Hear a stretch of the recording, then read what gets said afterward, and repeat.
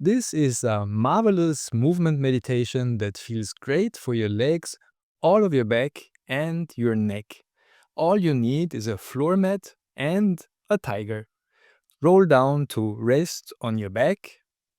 Gently hold one knee with both of your hands in a secure yet relaxed fashion. Float your other leg up, the knee bent a little bit. You will work with these two legs and your head.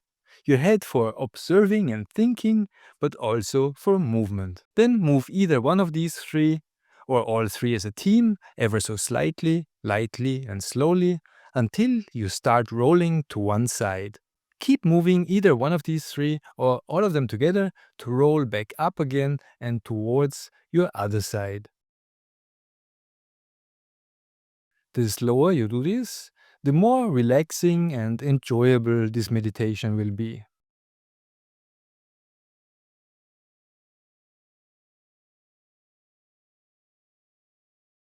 Actually, this also works without a tiger.